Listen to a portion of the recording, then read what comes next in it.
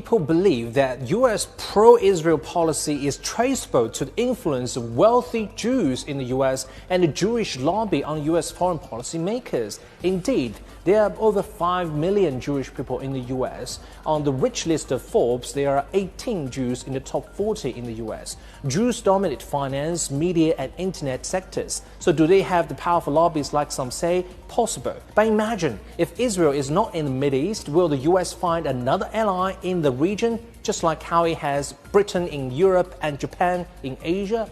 Here comes the real story. The U.S. has used Israel as an instrument for advancing its geopolitical interests in the Mideast since 1960s. In 1967, the self-proclaimed Jewish state defeated Arab nationalism in the June War.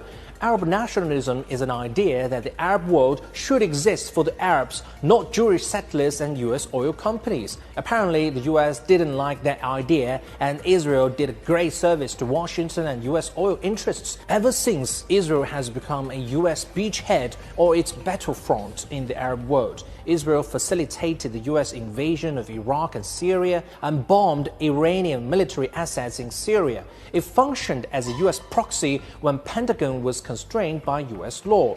Israeli Prime Minister Benjamin Netanyahu described his country as a West outpost in the Mideast. So the friendship between the U.S. and Israel is not really about shared values but shared interests, which has helped Israel become a Mideast power with a military that no other country there can match. It also helped the U.S. project its influence in the oil-rich Gulf, where it legally has no authority. So turning a blind eye to the Palestine-Israel issue, where Israel has an absolute advantage, becomes only natural for the U.S. to serve its hegemonism.